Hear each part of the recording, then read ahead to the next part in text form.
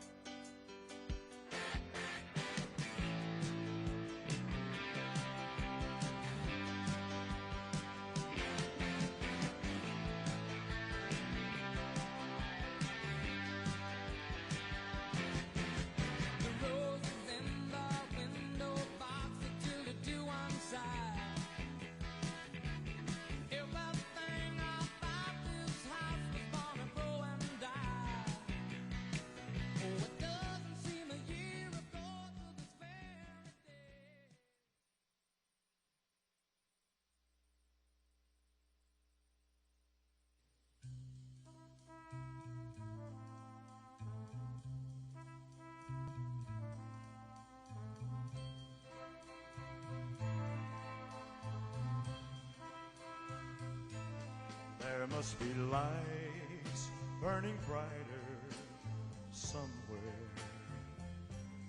Got to be birds flying higher in a sky more blue. If I can dream of a better land where all my brothers walk hand in hand, tell me why, oh why, oh why can't my dream come true? Oh why? There must be peace and understanding sometime. Strong wind of promise that will blow away all the doubt and fear. If I can dream of a warmer sun where hope keeps shining, oh heavenly one, tell me why, oh why, oh why won't that sun appear?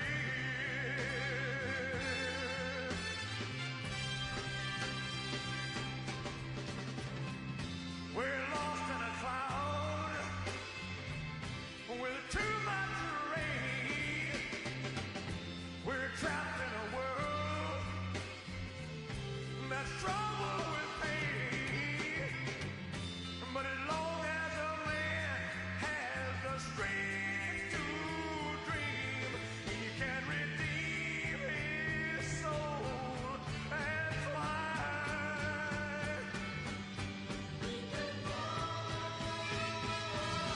Deep in my heart, there's a trembling question. Still I am sure that the answer's gonna come somehow. Out there in the dark, there's a beckoning candle, oh yeah. And while I can think, while I can walk, while I can stand, while I can talk, while I can dream, please let my dream come true.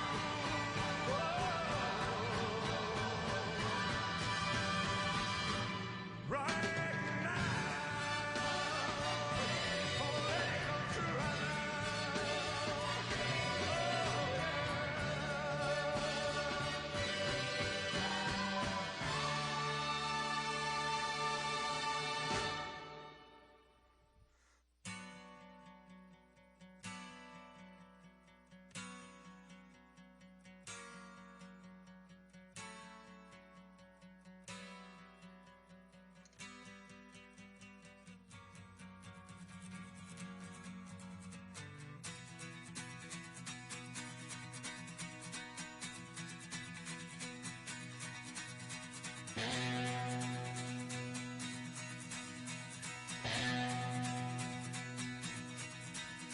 Ever since I was a young boy, I played the silver ball. From Soho down to Brighton, I must have played them all. But I ain't seen nothing like him in any amusement hall. That deaf, dumb, and blind kid sure plays a mean pinball.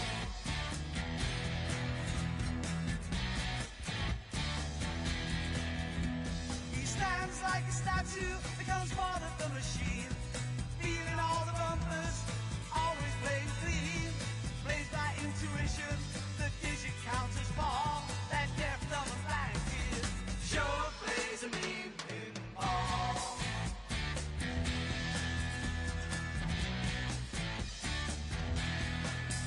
He's a pinball wizard, there has to be a trick. A pinball wizard's got such a subtle wrist.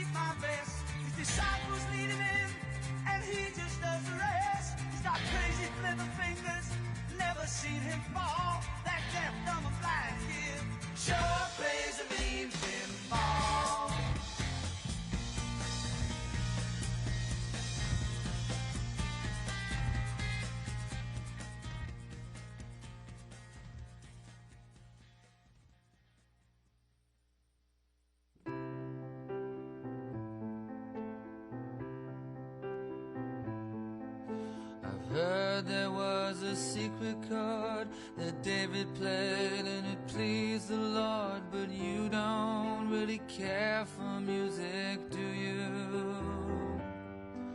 It goes like this: the fourth, the fifth, the minor fall, the major lift, the baffled king composing hallelujah, hallelujah, hallelujah, hallelujah, hallelujah.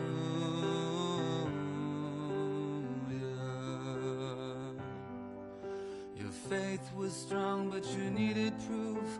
You saw her bathing on the roof, her beauty and the moonlight overthrew you. She tied you to a kitchen chair, she broke your throne, she cut your hair, and from your lips she drew the hallelujah, hallelujah, hallelujah, hallelujah, hallelujah.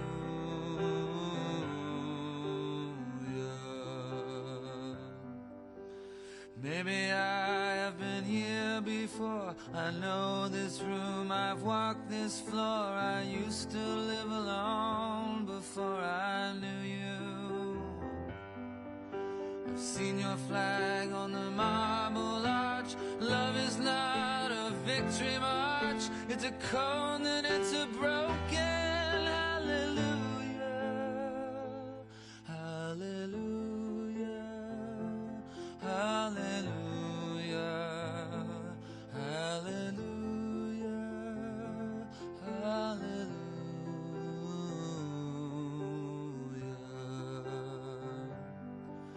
There was a time you let me know what's real and going on below, but now you never show it to me, do you? And remember when I moved in you, the holy dark was moving too, and every breath we drew was hallelujah, hallelujah, hallelujah, hallelujah, hallelujah.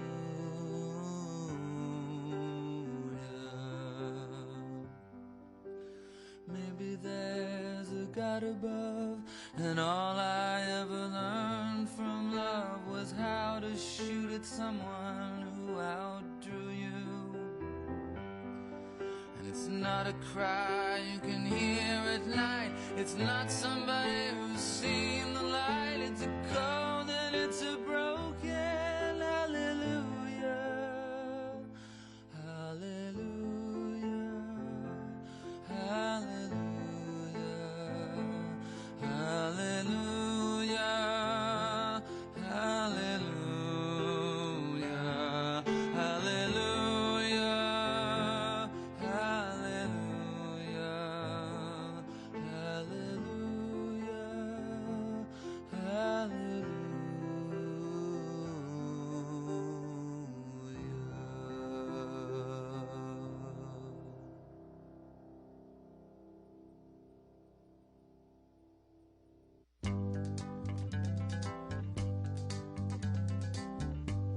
We're caught in a trap. I can't walk out because I love you too much, baby. Why can't you see what you're doing to me? When you don't believe a word I say,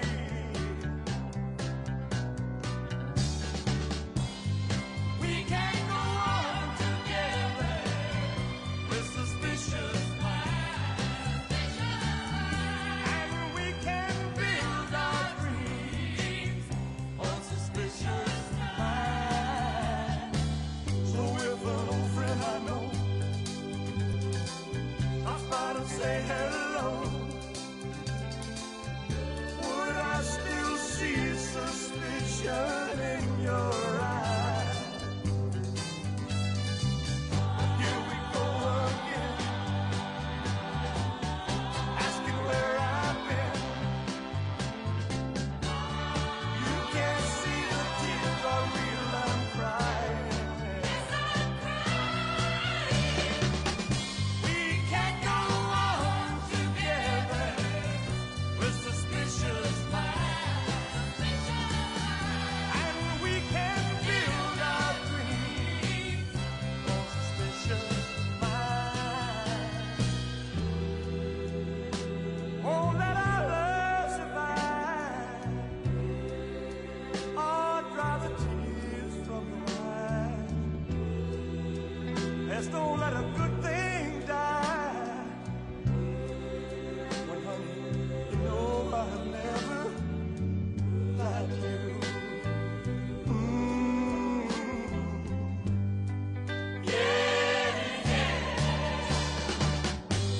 We're caught in a trap. I can't walk out because I love you too much, baby. Why can't you see what you're doing to me? When you don't believe a word I say, don't you know I'm caught in a trap? I can't walk out because I love you too much, baby. Don't you know I'm caught in a trap? I can't walk out because I love you too much, baby. Don't you know I'm caught in a trap? I can't walk out because I love you too much, baby. Caught in a trap. I can't walk out because I love you too much, baby. Don't you know I'm caught in a trap? I can't walk out because I love you too much, baby. Don't you know I'm caught in a trap? I can't walk out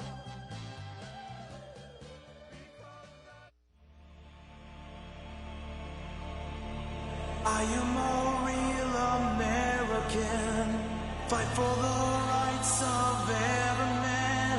I am a real American, fight for what's right, fight for your life.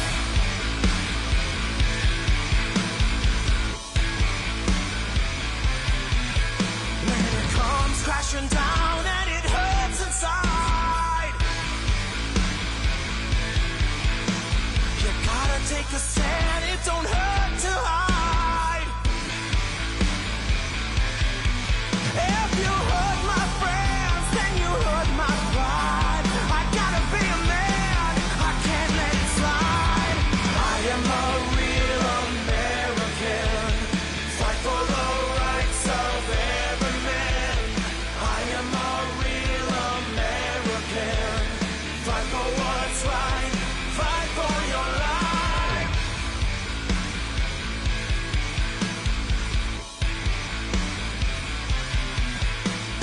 I feel strong about right and wrong, and don't take trouble for very long.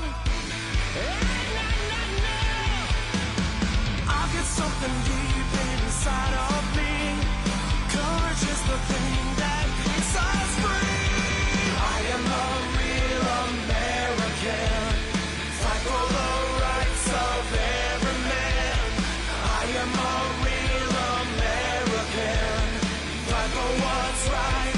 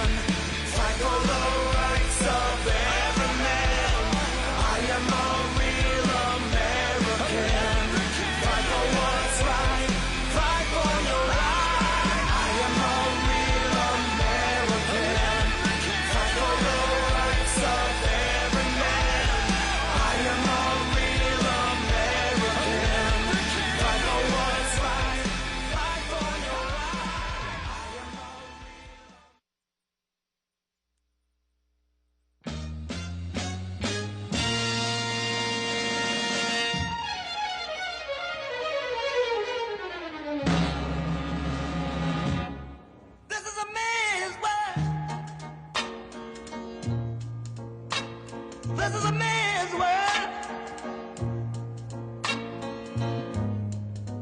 but it wouldn't be nothing, nothing without a woman or a girl.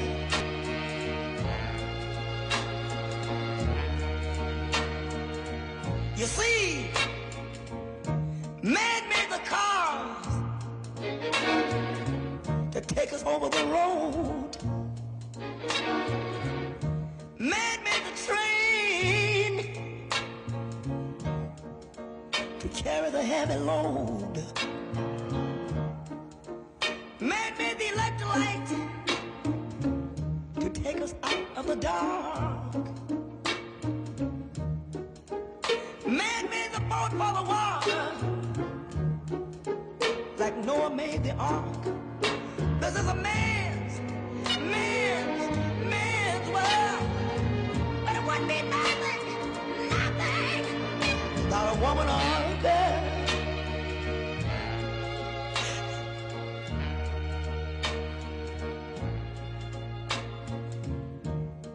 Man thinks about a little bit of baby girls and a baby boys. Man make them happy, 'cause man make them toys. And after man make everything he can,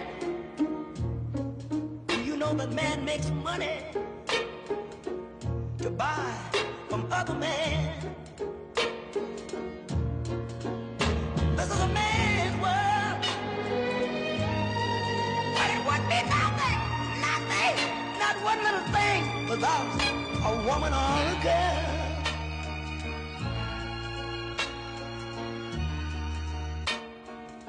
He's lost in the wilderness. He's lost in bitterness. He's lost. Lord have mercy. Ladies and gentlemen, please welcome the next President of the United States of America, President Donald J. Trump. And I'm proud to be an American, where at least I know I'm free. And I won't forget the men who died, who gave that right to me. And I gladly stand up next to you and defend her still today. 'Cause there ain't no doubt I love this land. God bless the USA.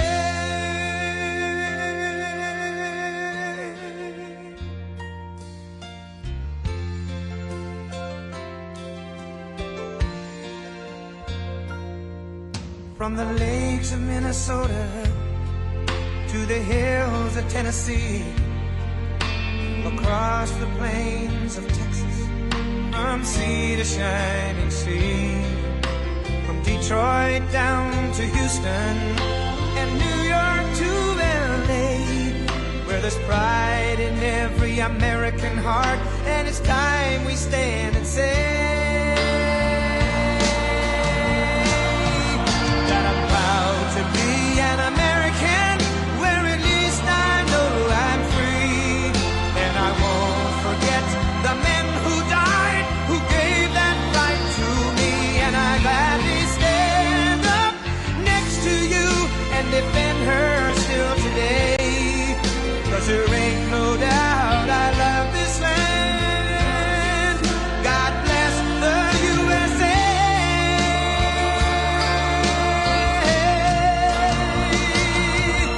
And I'm proud to be an American, where at least I know I'm free. And I won't forget the men who died, who gave that right to me. And I gladly stand up next to you and defend her still today. 'Cause there ain't no doubt I love this land. God bless the USA.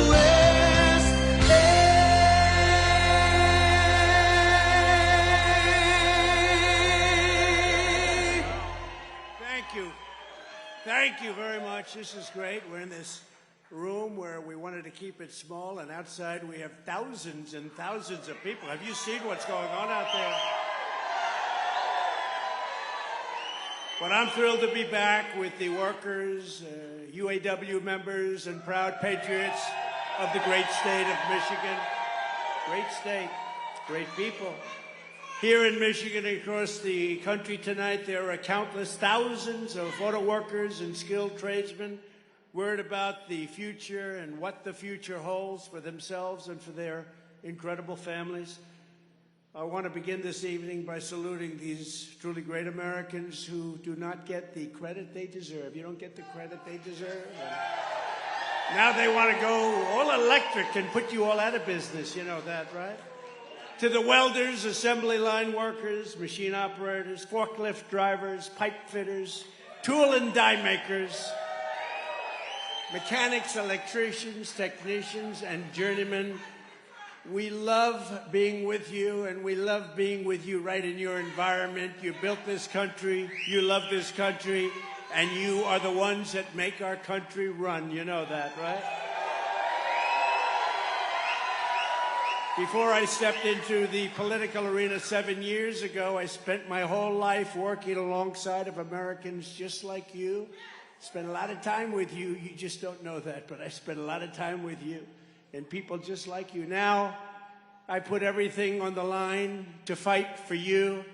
I've risked it all to defend working class from the corrupt political class that has spent decades sucking the life, wealth, and blood out of this country. That's why I'm here tonight to lay out a vision for a revival of economic nationalism and our automobile manufacturing lifeblood, which they're sucking out of our country. I want a future that protects American labor, not foreign labor.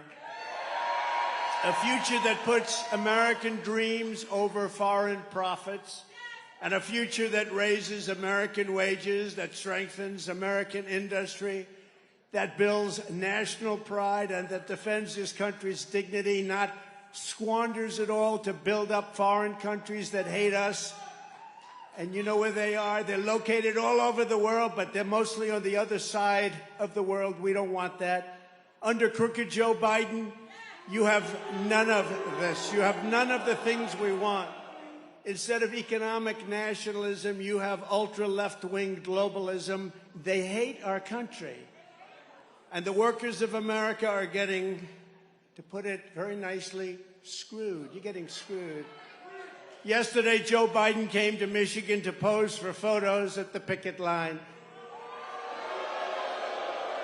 But it's his policies that send Michigan auto workers to the unemployment line. He only came after I announced that I would be here. You know, he announced quite a bit later. Spoke for a few seconds. Did you notice he spoke for what, a few seconds? And he had absolutely no idea what he was saying. He didn't know where he was. He didn't know where he was. He didn't know what we were saying. Where am I? He's saying, where am I? Oh, you're in Michigan. Oh, that's great. What do they do in Michigan? They grow wheat in Michigan, he said. Don't they grow wheat? No, that's Iowa and other places.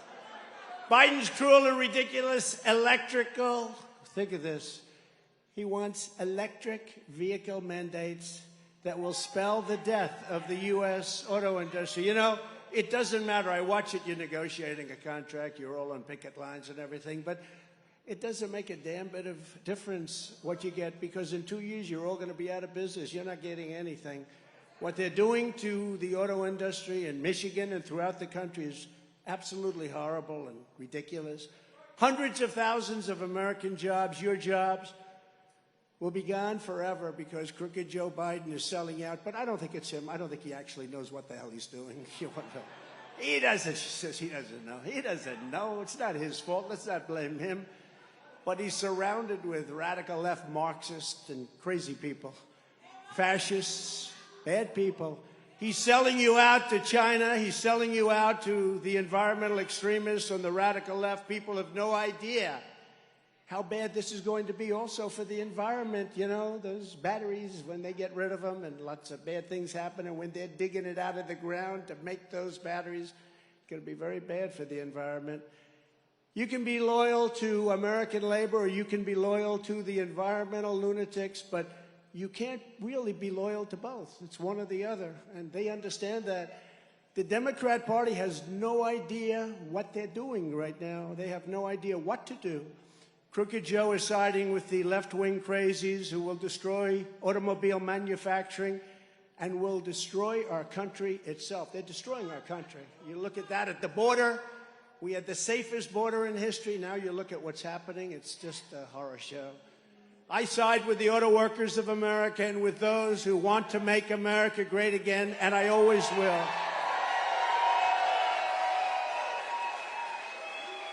And I don't get one thing.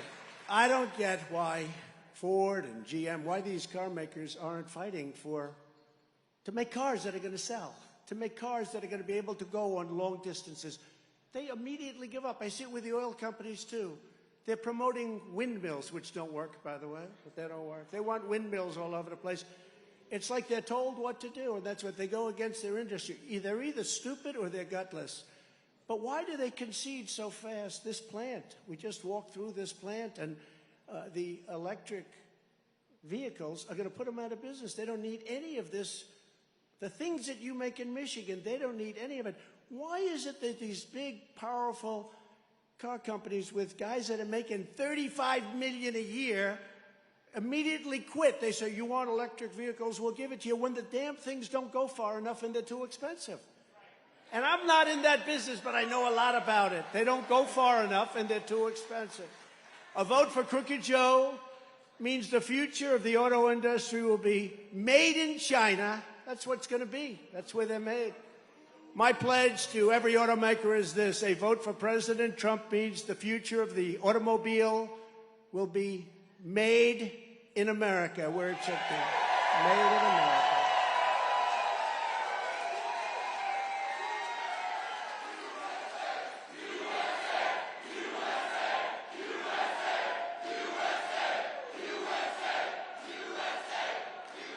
It will be fueled by American energy. It will be sourced by American suppliers. It will be sculpted from American iron, aluminum, and steel. And it will be built by highly skilled American hands and high-wage American labor. That's what's going to happen. That's what's going to happen. And we'll do it first day in office. First day in office. It'll be signed out first day in office. What they're doing to our country is horrible. What they're doing to the auto workers of this country just doesn't make sense. I saved American auto manufacturing. You know that in my first term, and I'll save it again. We did great. We did everything to keep those jobs going.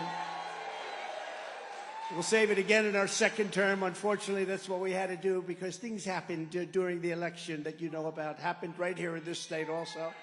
And we will make it bigger, better, and stronger than ever before. That's what we're going to do. But we want to talk about it, but we talk, and we keep talking, but we don't want to talk too much. But before we do talk about the current UAW strike that we've been hearing about, and I see people really with mixed emotions because you're striking for wages, but you know your job's only going to be here for 2 years or 3 years if you're lucky. How will we rescue the auto manufacturing in the United States? Let's remember, you got to remember how we got here. For decades and decades, and I've been talking about this subject for 12 years, long before I ever thought of becoming a politician. How good was that?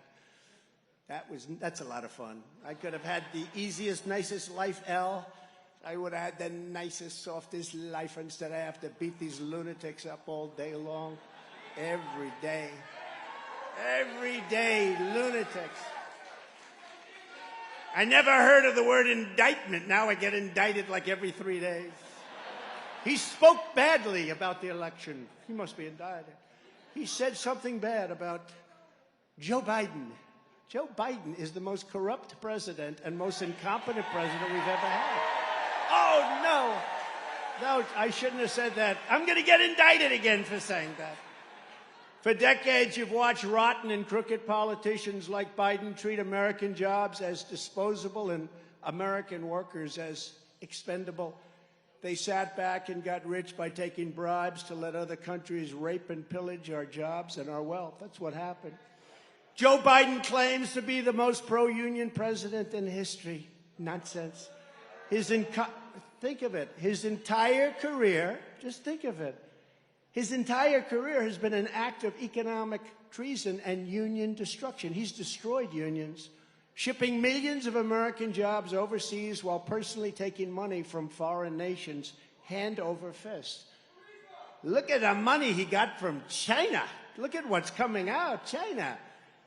Crooked Joe backed NAFTA. He backed China's entry into the World Trade Organization. He backed the horrendous Trans-Pacific Partnership, which would have destroyed the American auto industry had I not stopped it. You remember when I stopped it? You guys were gone. You were gone. And that was a done deal. And in fact, during the debate, I got beautiful Hillary Clinton. I don't call her crooked because I only use that name for Biden now. So I call her beautiful. She's a beautiful woman, beautiful Hillary Clinton. To change her position on TPP, they were trying to pull a fast one on you, so she actually changed her position during the campaign, but she would have changed it back had that been a different result. But thank goodness it wasn't, because we made things and did things that nobody believed possible. Nobody believed possible. Biden also backed a gentleman named Barack Hussein Obama. Have you ever heard of him? And his atrocious Korean trade deal. You've heard of him. Crooked Joe backed every single blood-sucking globalist attack on U.S. auto workers, and you've been attacked for a long time. Those attacks all stopped for 4 years with us, and they were getting so strong, and you were getting so strong, and they were building plants here again. Now the plants are going back to Mexico, and they're going back to China. And he's coming back. They're coming back for more. I don't know that he's going to make it to the starting gate, but let's assume he does. If it's not him, it'll be somebody else with the same ideas, because that's the ideas they have. They're very destructive for our country. But we will stop him. Hopefully your leaders at United Auto Workers will endorse Donald Trump.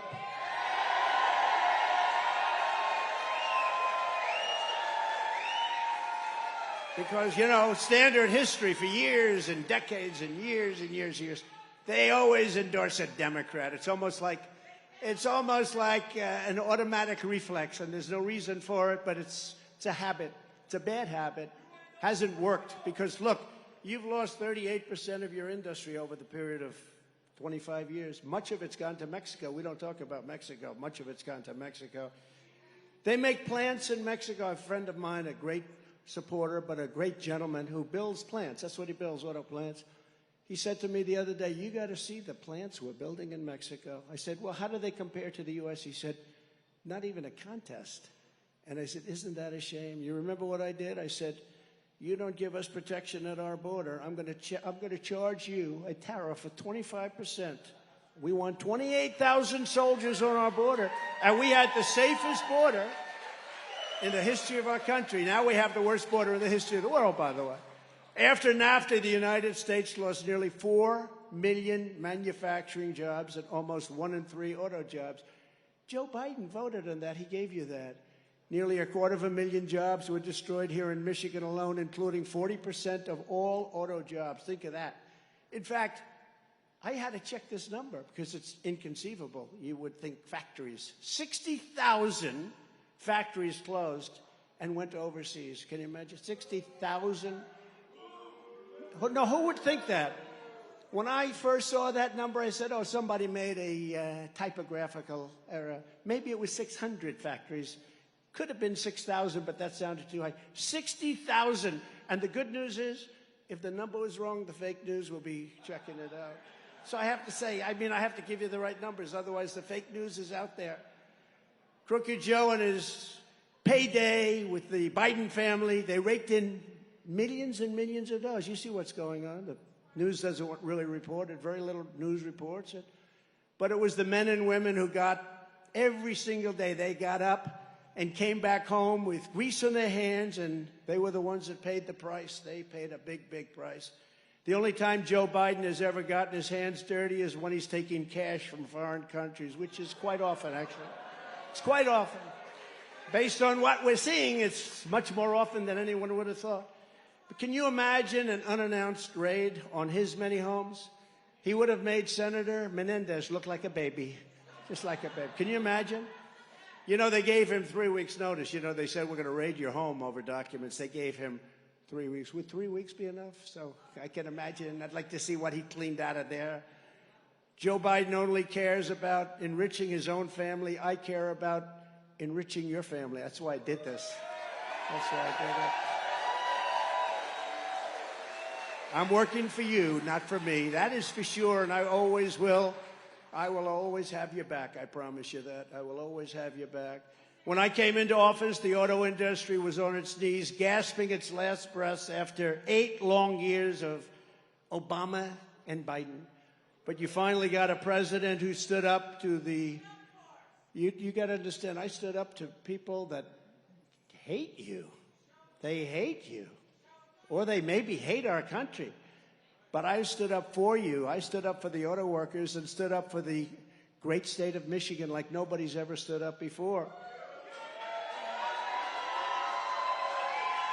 And just as I promised, I withdrew from the Trans-Pacific Partnership my very first week. Do you remember 2016 when we won Michigan? Michigan hadn't been won in like decades. And everyone said, oh. And then we did much better in 2020. I mean, I hate to tell you, we did much better. But we're going to do so. We're going to swamp them. We're going to swamp them. We actually did much better, including in Michigan. I ended Obama's war on American energy. He had a war on American energy. Gasoline prices plummeted and soon reached $1.87 a gallon. How does that sound? Now, you know, it's over $5 and $6 and even $7 a gallon in some places, and it's going up higher and higher and higher. And I think they want that. That way you go all electric, so you can drive for 15 minutes before you have to get a charge.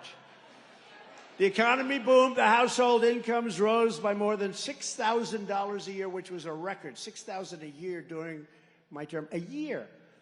I ended the disaster known as NAFTA, the worst trade deal ever made, and replaced it with the brand new USMCA, Mexico, Canada. That's the best trade deal ever made, they say, in our country's history. I think the deal we made with China is even better, but unfortunately with COVID, I don't even talk about that one. But we made a lot of good deals with Japan, with South Korea, with many, many countries. We took bad deals and made them good deals. They were so bad, I used to ask my people, who made these deals? Why did they do it? Who made them? They were so bad, just on their face. With the USMCA, 75% of every car under that deal must be made in North America. In other words, they have to make 75% of the car in North America. Who ever heard of that? And a massive portion must be made by high-wage labor, which means American labor, your high wage. Back in 2008, Biden and Obama promised you that they'd renegotiate NAFTA, but in 8 years, they never lifted a finger. They never changed a thing. You know, NAFTA was so bad that when it was negotiated a long time ago, decades ago, they made typographical errors, like in numbers. And they were bad typographic. They were bad for us. Cost us. Nobody went back to change them. They were typographical errors, and we lived with it for decades, with these errors. Can you imagine that? Normally, like, that happens. You do that in deals, too. And you go back the following day, say, they made a mistake. We're renegotiating this deal. I don't care if it's signed or not. And people sort of have to do that. Legally, they have to do that. If there's an error, if there's a typography. They made typographical errors. They made errors. Maybe they weren't so typographical. Probably the other side made them imperfect, actually. You know, they probably made them. But they made these errors, and they never corrected them for years, for decades. But I corrected them. You know how I did it? By terminating it. Terminating the whole damn deal. And I know how good the USMCA deal is because Canada, as you know, and Mexico are trying like hell to renegotiate it. They want to renegotiate that deal. But in less than 2 years, I got that done, the USMCA and many other deals. I also renegotiated Obama's Korea trade deal to fully restore your protective tariff on foreign pickup trucks. They wanted to change it. The Democrats wanted it to expire, and so did South Korea badly. They didn't want it. And without that, you wouldn't even have a truck industry. Right now, it's probably the strongest part of your industry. Without that, you wouldn't have an industry. So it's something I was very proud to do. It was not easy, but we got it done, and we got it done properly. Michigan jobs would have been exported, while millions and millions of foreign cars would have flooded American streets. That's what would have happened. Obama and Biden didn't care one bit, but I did, and I stopped it, and I stopped it cold. I took on communist China like no administration in history did what I've done, bringing in hundreds of billions of dollars pouring into our treasury when no other president had gotten literally 10 cents. And I also got $28 billion for our great farmers. You know that, right? Our farmers. That's why I say, you think I'm going to do badly in Iowa or Nebraska, any of Wisconsin, any of our farm areas? I say, I don't want to be too cocky. I just got very good polls from all those places. From everywhere. He says, be cocky. That's okay. But who else would have done that? $28 billion. I said to the Secretary of Agriculture, Sonny Perdue, I said, Sonny, how bad have they treated us? $28 billion over a period of about 5 years. I said, they're going to pay it back. And they paid it back. They paid it back. And then perhaps my greatest unsung achievement, I kept Chinese cars the hell out of America. Is that okay with you? Is that okay? UAW, is that okay? It's all right. And a lot of people don't know this, but I imposed a whopping 27.5% tariff and tax on all Chinese automobiles coming into our country. And this magnificent tariff, they can't get it off because they make so much money with it. And by the way, if they took it off, you'd be out of business right away. They want to take it off. They're trying to take it off, but it's so good, it's so powerful, it's so strong, but they would take over your industry totally. But it remains in place to this day, not because they wanted to, but because they sort of have no choice. And it's no exaggeration to state that the Trump presidency and the deftly used and applied Trump tariffs and taxes saved the American auto industry from extinction time and time again. And we're going to do a version of it that's going to make you bigger and better and stronger. It's not even going to be a contest with where you are right now.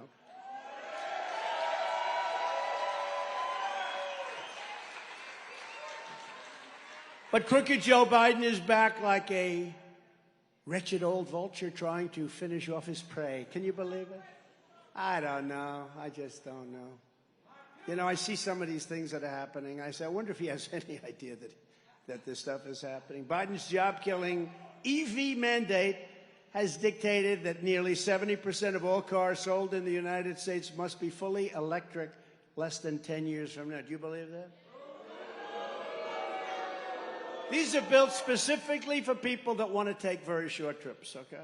Hop in the car, darling, let's drive down to the store and let's drive back. Oh, it's crazy. It's crazy, They say the happiest day when you buy an electric car is the first 10 minutes you're driving it.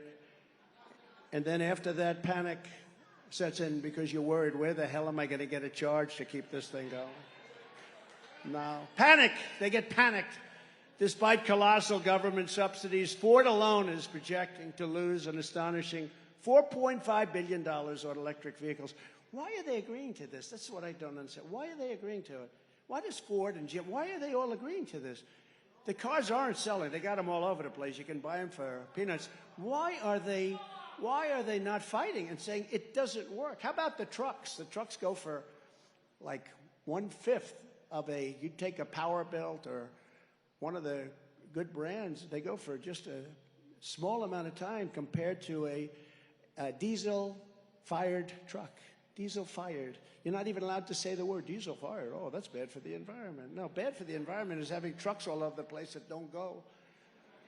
But on the electric vehicles this year, to comply with the mandate, is 60,000 loss. They're going to lose $60,000 for every car produced. That sounds like a great deal. But honestly, for UAW and for auto workers and for everybody and for the country, it's not sustainable. So they may try and do it, and I don't know, they're trying to do something for the environment. By the way, that's worse for the environment than what we're talking about. Much worse.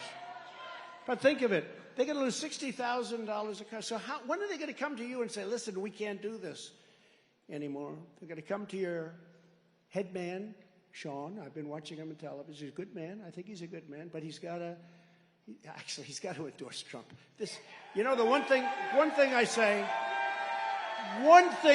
about a politician. I've known politicians all my life, and then if you would have told me I was going to be a politician someday, I would have said, no way, I don't want to be a politician. But the one thing I know is when you go out and you come out with an idea early, and then you in an election and you sort of lose that idea, you always come back to that idea. So these people are into the electric thing. They may soften it up a little bit during the election. They're coming back, and they're coming back stronger than ever. It's like Ron DeSanctimonious. You know, he tried to destroy Social Security. Now he's trying to backpedal it a little bit. He wanted to bring the minimum age to 70. He wanted to destroy it. He also put a heavy hit on Medicare. What happens is now they back up a little bit, but they always go back to it as soon as the election's over. So you can't go for that. And in the case of Biden, he's coming back to electric vehicles. Now he hasn't even left yet. So we're talking about, you know, but yeah, maybe someday soon he's going to leave because he wants to get more votes. But just remember, he's coming back. They always go back to their original thought. That's where they are. I don't know why, but that's where they are. Biden's mandate isn't a government regulation. It's a government assassination of your jobs and of your industry. The auto industry is being assassinated. And it makes no difference what you get. I don't care what you get in the next 2 weeks or 3 weeks or 5 weeks. They're going to be closing up, and they're going to be building those cars in China and other places. It's a hit job on Michigan and on Detroit, and that's not sustainable. These numbers are not sustainable. No company can afford to lose $60,000 a car. It's going to be more than that. All of these cars would be manufactured in foreign lands that you couldn't care less about. I want choice in schools and in the purchase of an automobile, an SUV or a truck. I want choice for my automobile, for my truck, for my SUV. And I also happen to want choice for schools. Do we agree with that choice? This is about auto workers and automobiles and workers, period. But I think we can say that everybody wants to see choice in schools also. If you want to buy an electric car, that's absolutely fine. I'm all for it. But we should not be forcing consumers to buy electric vehicles. They want to buy all trucks. They want to make all trucks electric. You know that, right? They're going to destroy, you talk about supply chain, they're going to destroy the supply chain. They're forcing the truckers to go all electric trucks. Now the trucks probably don't have the power. They only go about 300 miles, whereas a diesel fuel truck goes 2,000 miles. That's a big difference, would you say? Also, the battery takes up so much room, there's practically no room left for what you happen to be shipping. The whole thing is crazy. They want to do it with boats, too. I was with a boating manufacturer in a great state, South Carolina, with a great governor, by the way, Henry McMaster. And we were there 2 days ago, and I asked him that question. I said, he said, yeah, they want us to go all electric. I said, how does that work for a boat? He said, the entire boat would be like one big battery. We'd have no room for anything else. I said, what happens if the boat has an accident and starts sinking? Do you get electrocuted if the boat sinks? The guy said, I've never thought of that, actually. But I think I gave him an idea, actually. Now, can you imagine the boat goes down and you're sitting on top of a battery? I don't feel good about that, right? In other words, you have to stop approximately for a truck 6 times for the same trip. How are they going to stop 6 times? And yet it's not stopping these lunatics in Washington. These are lunatics. These are deranged people. And I'm not saying you can't buy an electric car. If you want to buy an electric car or a hybrid or an all-gasoline car or a truck, that has to be your choice. You should have that choice. It's great, right? I could see electric cars working great for certain uses, short-term, short-distance uses. We have unlimited gasoline. Remember that. We have unlimited. China doesn't. We have unlimited gasoline. For 500 years, we have gasoline, more than any other country in the world. Can you imagine? A few years ago, we were energy independent. Now we're begging countries to give us gasoline. Can you imagine? No, can you even imagine? And we had the best, the lightest, the sweetest. We have the best stuff. Now we're getting it. We're taking tar. Tar. You know what tar is? It's like tar that they have to refine. You know where they refine it? In Houston, Texas, we take tar now from Venezuela. Venezuela was supposed to be the bad guys. Venezuela's getting rich. We're refining their tar. And we're not taking our beautiful, beautiful stuff. We have the best stuff, but we have the most. We have more than Saudi Arabia, more than Russia. We were energy independent, and we were going to make our fortune, and we were going to sell it to Europe. We were going to pay off our debt. We were going to lower taxes still further. It's amazing. And then these people came in, and they have no clue, or they have a clue, which is even more dangerous in a certain way. Right now, electric cars don't go far enough, and they're just far, far too expensive, and people aren't going to be able to afford them. And the cost of operation is also much more. This is their option, though, if they want them. It's their option, and it's an option that some people will take, and I am all for them, but I will not allow, under any circumstances, the American automobile industry to die. I want it to thrive, and to thrive like never before.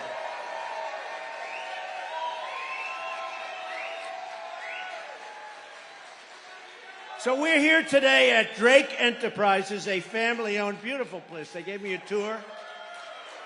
They gave me a tour. I said, this place is beautiful. I said, come on, let's go. I got to go fast. I got to make a speech. It's all over television, this speech. You know, we're competing with the job candidates. They're all running for a job. No, they're all job candidates. They want to be in the, they'll do anything. Secretary of something. They even say VP. I don't know. Does anybody see any VP in the group? I don't think so. No, that's right. Can you imagine? Can you imagine? They don't have a crowd like we have. When you look at the thousands of people outside that couldn't get in, why didn't you build a bigger plant? I'd like to. But we're here today at Drake Enterprises, a family-owned and operated Michigan auto parts supplier that has been manufacturing in America for over 70 years, right? Drake was founded by a great man in 1952, Benny Stempel, right? Benny, we love Benny. Your father, your grandfather, an American man, he deceased, American man with a big American dream. He had a big, big, beautiful dream. Benny started with just 4 people and soon came to dominate the production of gear shift levers for trucks. Today, the company produces transmission components, driveline components, engine components, and car parts for every one of the Detroit Big Three. So I won't tell them I've said bad things about them in your place, okay? I just want them to fight for what's right. It's common sense. But tonight I was honored to meet Benny's son, Lee, and Lee's children, Nate and Heather. Thank you very much. That's great. Beautiful family. Nate and Heather say their vision for this company is to prove that the American dream is still alive for their employees, like it was just for their granddad, who was so wonderful. So Lee, Nate, and Heather, we're going to help you get that job done, okay? And I want to congratulate you on 3 generations of American auto parts, proudly made in Michigan. We love Michigan. Great feeling for Michigan. Bad things are happening in Michigan. Your crime rate's through the roof. You got a lot of businesses moving out now. It's unbelievable, not even believable. Today, nearly 100% of Drake's business is producing components that go into vehicles with internal combustion engines, the very product that Joe Biden and the radical left Democrats and fascists, and Marxists, now they want to make them, for whatever reason, illegal. Figure that one out. And yes, it's true. Today's radical Democrat Party wants to legalize drugs, shoplifting, and sexual mutilation of your children, but they want to allow your gas-powered Suburban, Silverados, and Ford F-150s to die. They can die. Under a Trump administration, gasoline engines will be allowed. And sex changes for children will be banned. Is that okay? I think we have it.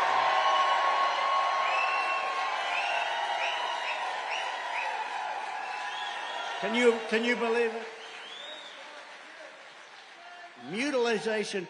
You know, if you said 10 years ago, 15 years ago, we will stop the mutilization of children, somebody would say, what the hell is he talking about? Today, you have to say it because that's what they're doing. Mutilization of children without parent consent. The whole thing is insane. The country has gone insane. You know, a lot of it, they say, you're very conservative. I say, no, I'm a person of common sense. It's not conservative. It's not, it's common sense. We want to have a border. We want to have good voting. We want to have same-day voting with all paper ballots. And we want to have a thing called voter ID. Why do the Democrats not want voter ID? Because they want to cheat. We want to have voter ID. But if crooked Joe Biden gets his way, Drake employees and countless other auto workers and suppliers will really be decimated. I don't know. I hate to tell you what's going to happen, but you know what's going to happen. We're going to stop it. By most estimates, under Biden's electric vehicle mandate, 40% of all U.S. auto jobs will disappear. Think of this, in 1 or 2 years. Think 1 or 2 years. That's what you have to be talking about, not you're going to get X dollars an hour. It doesn't matter what the hell you're getting an hour. Do me a favor. Just get your union guys, your leaders, to endorse me. Okay? And I'll take care of the rest.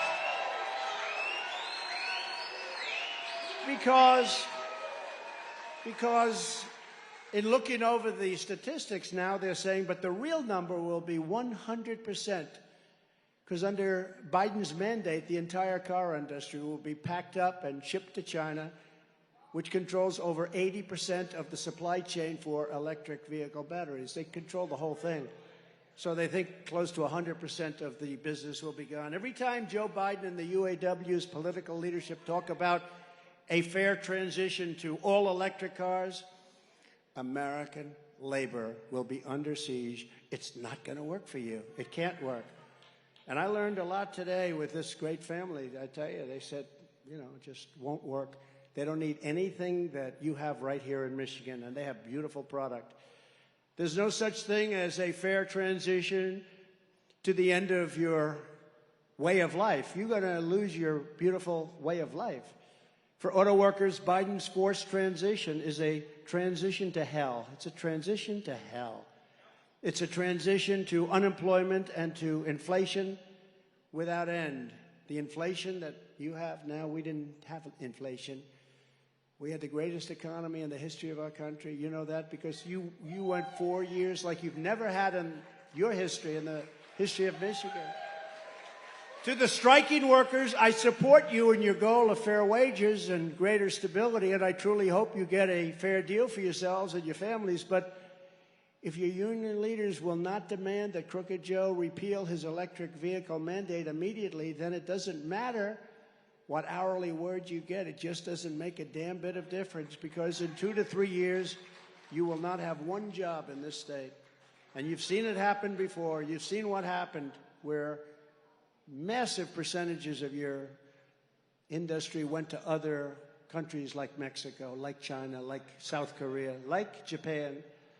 In other words, your current negotiations don't mean as much as you think. I mean, I watch you out there with the pickets, but I don't think you're picketing for the right thing. But if they endorse me, your leadership, you can tell them I said it, although I have a feeling they may be watching tonight. Because, you know, when Biden came here yesterday, they only had 11 people. I'll bet you we have 10,000 people standing outside. Right? I think we do. In fact, for a little while, we're driving through, the people are going crazy. I said, is this a rally tonight?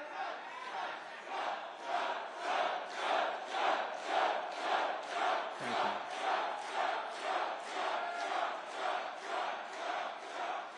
you. No, but I said, is this a rally? We're driving through thousands and thousands of people.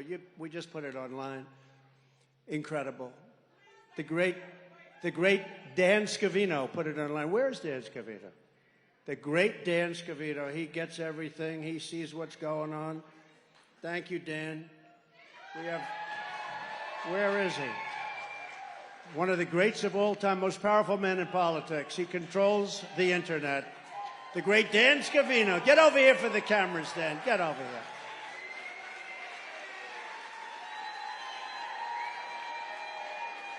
Stephen Chung has done incredible. Jason Miller, a legend. Jason, oh, somebody likes you over here, Jason. Now I have a great group of people. They all want to come. I said, you guys don't have to come. They said, no, we want to come. They want to come. And they don't want to come to keep me from falling either. They want to come for You see that one now? They have a new plan. How to keep this guy from standing up. We have to get him to stand up. How to keep him standing up and getting down a flag. You know, it's so unelegant. You know, I love those 747s, Air Force One. You know, I got new Air Force One. I saved $1.7 billion. They came to me. They said, sir, would you sign this? First day I was in office, I said, what is it? It's a new Air Force One. It's $5.7 billion. I said, that sounds like a lot of money for a plane. It's actually 2 planes, by the way, but they call it Air Force One. They're identical. I mean, even the wood grain, you can't tell the difference. I could tell because there was a little nick in one desk that wasn't on the other. So I could say, that's one, and the other one's two. No, it's incredible, actually. But, you know, those planes are like 32 years old, and nobody wanted to make the move and do it because they think, oh, it'll look luxury. In the meantime, they come in from Saudi Arabia and these other countries, brand new. They're like 3 months old, and they blow it away. And, you know, our country should have the latest and the greatest. So they wanted me to do it. It was $5.7 billion. I said, nope, it's too high. They said, why do you see that? Why are you saying that? Because Obama agreed to the deal. If they agreed to it, it's too high. So the head of Boeing came in and he said, sir, we have to get 5.7. I said, nope, I'm not doing it. I was supposed to sign it. I said, I'm not doing it, not for 5.7. It has to have a 3 on it. I didn't know what that meant, except I knew it was a hell of a cut, right? Right? Right, Al? So they said, sir, we're not going to do it. We're not going to do it. We'll take off $400 million. That was pretty good. I said, you know, I've been doing this for about 3 minutes, and I got $400 million. Can you imagine the money these people make doing these plans? So I said, no deal. I said, no deal. And it's got to have a 3, got to have a 3. And I held out, and they called up 2 weeks later. I said, what do they want? And they were calling, they said, sir, we're going to take another $300 million, that's $700 million off. And I haven't done anything. Probably worked for about 2.5 minutes, and I got 700. And I just said no, and I sort of forgot about it. A month and a half later, they called me up. Sir, we'll do it for $3,999,999,999.99, right? And I said, you have yourself a deal. So I saved $1.7 billion on that plane. I was very proud of it. Does anybody give me credit for that? No. Does the fake news call me and say, what a wonderful thing you did? No. That's okay. That's okay. But your leadership should endorse me, and I will not say a bad thing about them again, and they will have done their job. They will have done a proper job. In fact, if they endorse me, they will have the easiest labor leadership job anywhere in the country. They just have to sit back and watch as our auto industry reignites and booms. That's what's good. They don't even have... Right? I mean, how can they go with this guy? Can't find his way off a stage. I'm looking at these, you know, I always sort of look at stages now. I get a little, because I say, you know, how the hell do you not find your way? So every once in a while, I'll be in the middle of the speech, I'll look, stairs there, stairs there. And I say, how the hell does it work that you can't find your way off a stage? How does that work? But he can't. Joe Biden is surrendering our auto industry to China, just like he surrendered our borders to the cartels and he surrendered Afghanistan in the most embarrassing weekday time period in the history of our country. He surrendered to the Taliban, took the military out first. You don't take the military, you take the military out last. So tell your UAW leadership, no problems with them. But they have to endorse Trump, because if they don't, all they're doing is committing suicide. And honestly, you don't want that to happen, because they're committing suicide on the back of your jobs, and you can't let that happen. The Democrats, as they wave the white flag of surrender over your future to other foreign countries, you can't have it done. So if you could speak to Sean, he's listening right now, I'm sure. Sean, endorse Trump, and you can take a nice 2-month vacation, come back, and you guys are going to be better than you ever were. You don't even have to work. Because the other way, you won't have a vacation, Sean. And in a short period of time, you're not going to have a union, you're not going to have jobs, you're not going to have anything. You have the strongest you've ever had. You're going to do great. You're going to do great. And it's so easy. It's common sense. Again, it's common sense. But unlike them, I will never surrender. I'll never surrender for you. And the American worker never surrenders either. Never. But you need leadership. You know, it's nice to say you never surrender, but you need direction and you need leadership. Crooked Joe puts China first, Mexico first, Ukraine first, Europe first, Asia first, illegal aliens first, environmental lunatics first, puts everyone else first. But he puts America last, he puts our workers last, he puts the UAW last, he puts our industries last, he puts your families last. He puts everything. He does put your children last, yeah. When you think of it, probably they should be at the top of your list. Thank you very much. I'm going to use that. Do you mind if I use that from now on? Who said that? That was very good. He puts your children last. That's going at the top of my list.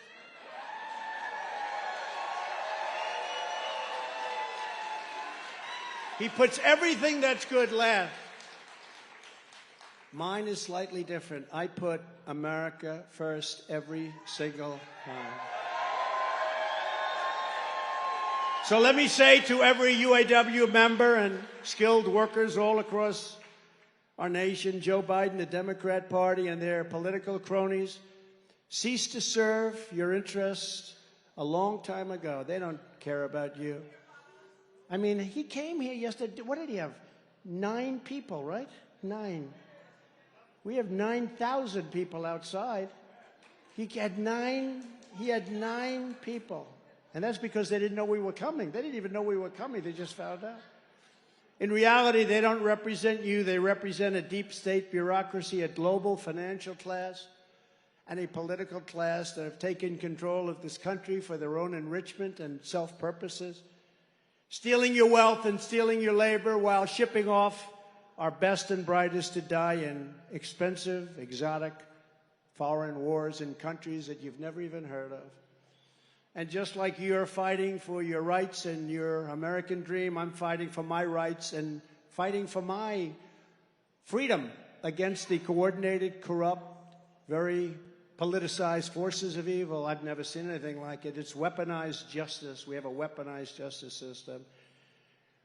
I want to indict. Think of this. I want to indict my political opponent. He's beating me. We got to indict him. I think, you know, that works 2 ways, because when the next one gets in, let's hope that's me. And I'm sure I'd never do a thing like that. I wouldn't do it. I would not do it. But you have an opponent and you say, let's indict him.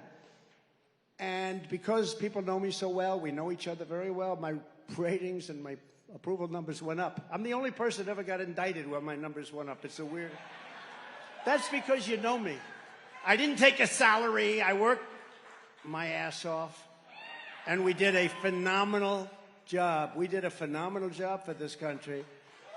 But for the first time ever, I never thought they indict their political opponent. And what that does is it sets off a chain of events that's very dangerous in future years. It could happen to them very easily. The reason Crooked Joe and his thugs are trying so hard to stop me is that in my first term, I disrupted all of it. Oh, did I disrupt? That was called major disruption. And in my second term, which we're sort of having now, but I don't want the results, right? I don't want the results of this second term. This second term is a disaster for this country. Worst president, think of it. There's never been a president like this. I say that you could take the 5 worst presidents in history, add them up, and he's done a worse job than all of them added up. But now I'm changing it. I think I can make it to 10, because nobody, you look at our border, you look at everything, you look at our woke military. I defeated ISIS. Our military was so great. I rebuilt it. But you look at what's happening in this country, it's horrible. But in my second term, we'll finish the job and we'll get rid of the cheaters, the liars, the scammers, and the criminals. They'll lose their grip on power once and for all. So if you want to save your livelihoods and your way of life, then you need to send a message and join the ultimate strike against the globalist class by casting your vote for a gentleman known as Donald J. Trump in the most important election of our lifetime. I believe this will be the most important election in our lifetime. You know, I used to say that in 2016, and I totally meant it. This blows it away. We're going to lose our country. We're going to lose. We've got probably 15 to 18 million people, the real number, pouring into our country. We have a disaster in Ukraine that would have never happened. We have a potential disaster with Taiwan, China, that would have never happened if it happens, but boy, they are circling, I'll tell you. They want it so badly. And they saw what happened in Afghanistan. They saw what happened with the Taliban, and they say the people they have there now are grossly incompetent. Putin would have never done it. President Xi would have never done it with me. We talked about things, a lot of things. They would have never done it. They wouldn't have done it for another reason also. In the case of Russia, the oil prices would have been so low that they wouldn't have been able to afford it, because you would have had $40 a barrel oil, and at $40 he could not have prosecuted the war. But at $115 he made a fortune and makes a fortune with the war. It's up there again now. I don't know if you've been watching. It's getting up there again now. So give me 4 more years and I will give you the end to this horrible globalism that's killing our country. I'll give you the return of the United States of America as the greatest and strongest industrial nation in the history of the world. Together we will dismantle the corrupt power structure that has feasted on the suffering of the American auto worker and the workers of any kind, not just auto workers, workers of any kind. We will cast from power the financial forces that have turned American cities into ghost towns to build skyscrapers in Beijing, China. We will wield every lever of government to defend you and to hold accountable those who have profited from the betrayal and suffering of the American factory workers. So sad to see. As your 47th President of the United States, I will be your protector, I will be your advocate, and I will be your greatest champion, the greatest champion that you've ever had.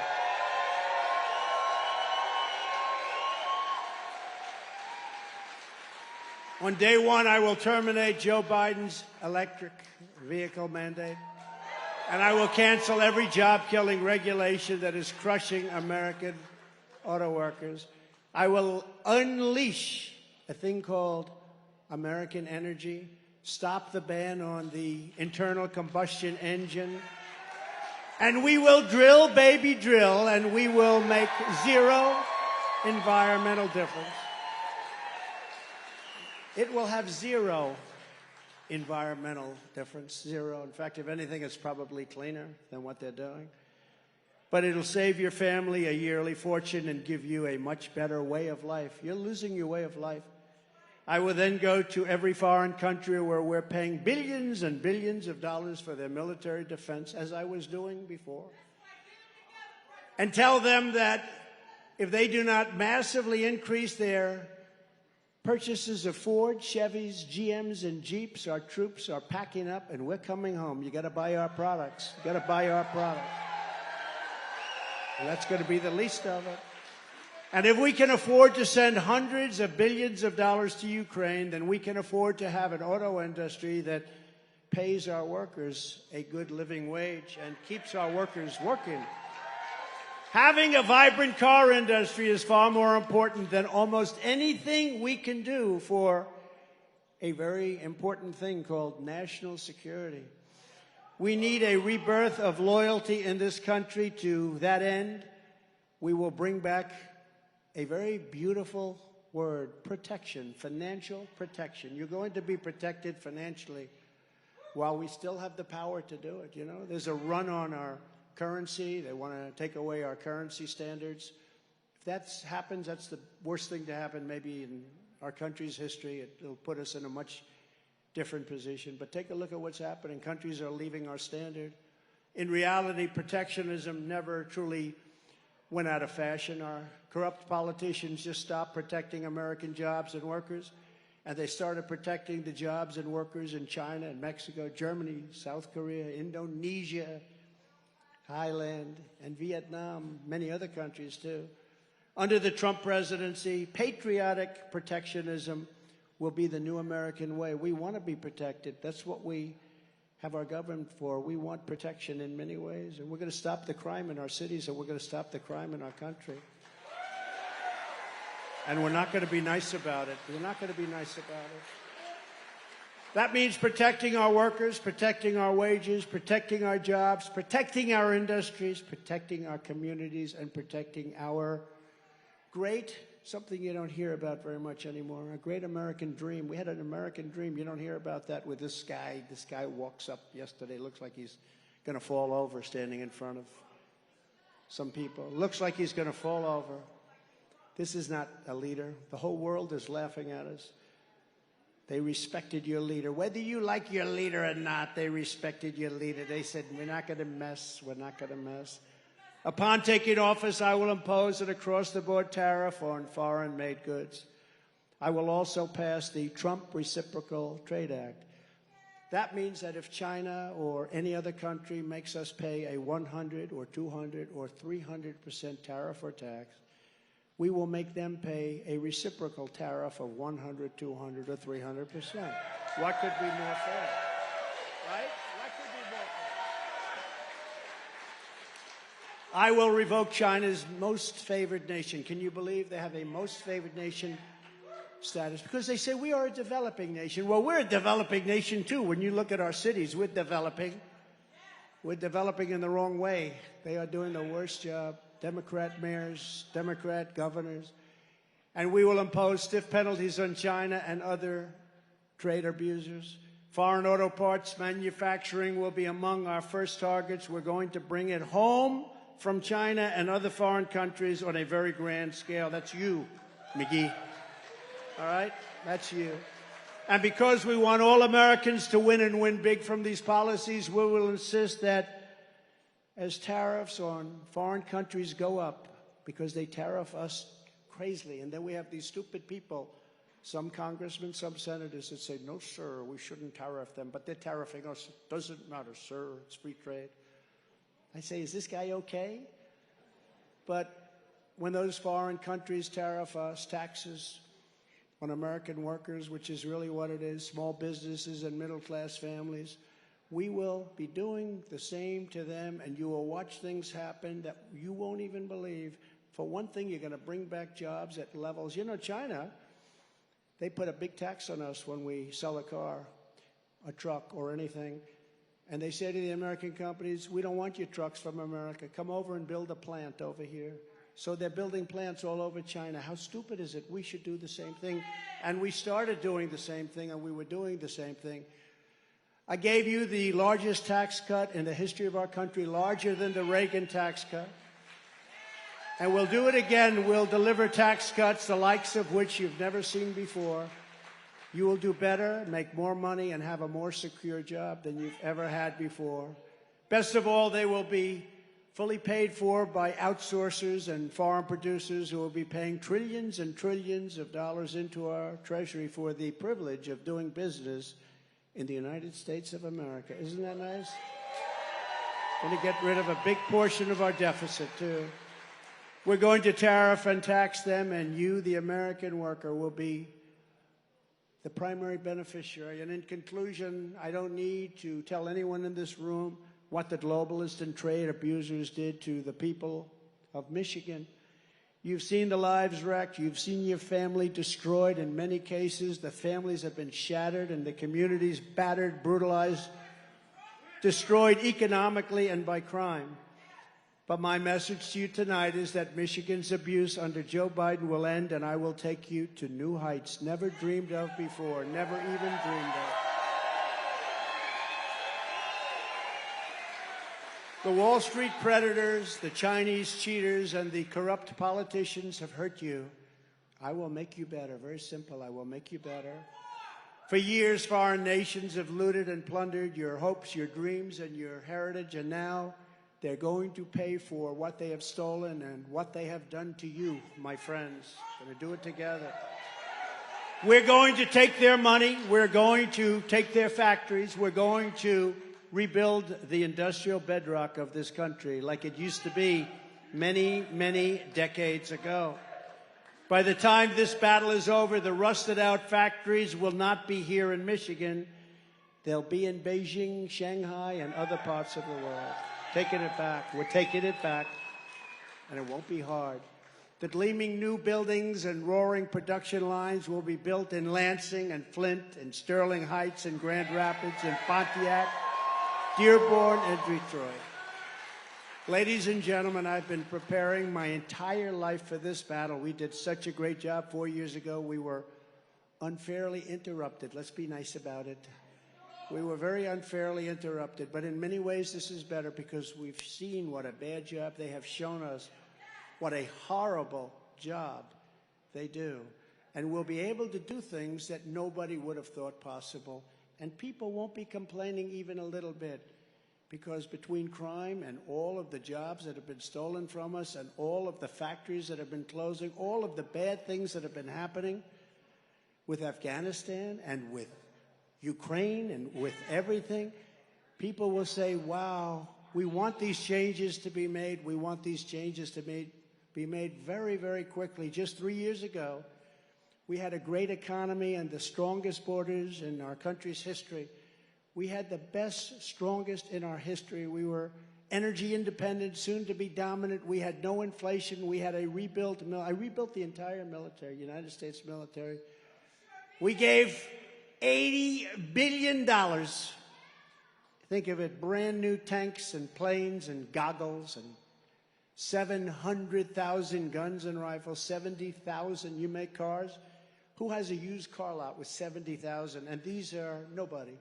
If you have 500 cars, they tell me that's a lot. You have 70,000, and these are armor-plated in many cases. These cost millions of dollars apiece, many cases. We gave them 70,000. Do you know that Afghanistan is one of the largest sellers of weapons in the world right now? Can you believe it? They're selling all of this stuff that these guys just gave them.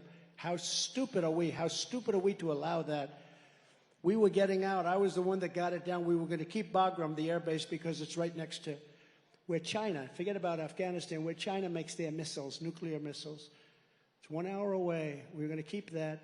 They ran from it. They ran from it. They left it. They left the lights on. They left the dogs, by the way, for those people that like the dogs. It's a big question. They left the dogs.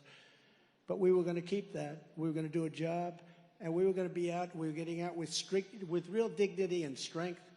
We weren't going to lose those 13 incredible souls that I met the parents and family the other night. They're incredible people. They're so devastated. They don't talk about the 38 people that were literally no arms, no legs, the faces blown to pieces, and the hundreds of other people that died, all unnecessarily. Wouldn't have happened. You know, I spoke to Abdul, the head of the Taliban. We had a rough conversation. I said, listen, Abdul, don't kill any of our people anymore. You kill any of our people, we're going to hit you harder than anybody's ever been hit. And he said, but why do you send me a picture of my home? I said, you'll have to figure that out. You'll have to figure that one out. You're going to have to figure that one out. But you know what? After that, for 18 months, not one soldier was killed in our country. They were sniping them and killing them.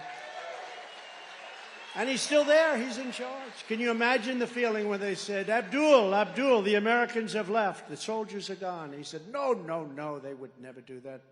Only stupid people would do that. No, the soldiers have gone. Before we took the equipment, before we took our people out, we have hundreds of people, maybe thousands, but we have hundreds of people that are American citizens that are still there. We took the soldiers out first. That was the problem. And they should have used Bagram as their place because you had tremendous area.